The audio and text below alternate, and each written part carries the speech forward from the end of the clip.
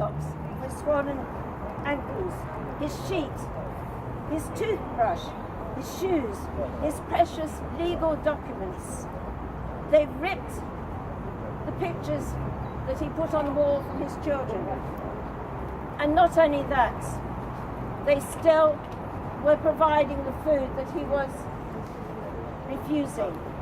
And after he told them, do not bring the food, they locked up the letterbox in the door, locked it up so that he was completely isolated, just with a concrete shelf to sleep on and the cold air from the extractor.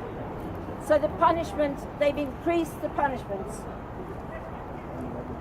And not only that, whenever the prisoners ask for anything, even for the water, they send in the forcible extraction cell units.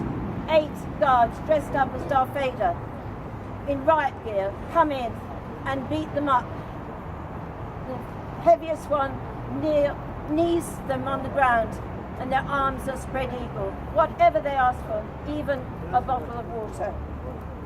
They're trying to, and also the force feeding. We've seen a mock-up of force feeding. It's even worse than that. The tube is very thick. It's through the nose, into the stomach, and it takes many hours. And if they can't breathe, or if they vomit, they're taken to a dry cell. And if they vomit, they're taken back for more, ensure the liquid food to be pumped in. They're trying to break their spirits, trying to break the hunger strike. They say it's a bit like a razor going down your throat. It is so painful. It is the most painful experience that they have had, the hunger strike and the force feeding. And Obama says he doesn't want any of those guys there to die. Yet what is he doing about it? He's certainly not listening to the prisoners' demands. All they want is for justice. All they want is for some humanity. They want to be free. And they are willing to even lose the only thing they have, which is their life. Our message to Obama is simple. Do what you pledged to do. Close Guantánamo. You can start now with those that you have already said can be released from Guantánamo. The ones that haven't been charged. You can start now. Get the Red Cross in. Get the flights organised. It wouldn't take long. And that would mean the prisoners would have hope. Stop the force feeding by giving them hope. And then, for those that are detained without any chance of release, without any chance of a trial, because they haven't got evidence against them, they should be given freedom. And for those, if there is any evidence, which I doubt, because they've suffered so much, the high-value prisoners, let them put the federal courts in. At least they have the justice of knowing what is the evidence against them, and then they could answer it. So it's not difficult. It wouldn't have been difficult for David Cameron to have spoken to Obama. He was there for a week. He could have spoken to Obama about Shaka. I don't think he did.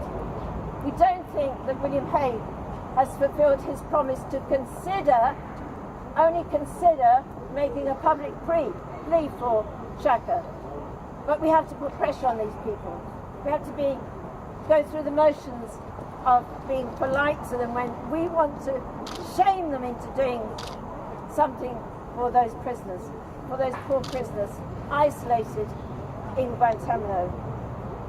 But what we do, all we can do is our best. And at least those people people who've written, who've signed petitions, who stood in the streets. We know that we're trying our best for Shaka and for all the other prisoners. He's not the only one. They're all somebody's sons. They are all of them, some of them fathers, and their sons have been denied their life. So we can only guarantee that we will carry on and do our best and make the government hear us.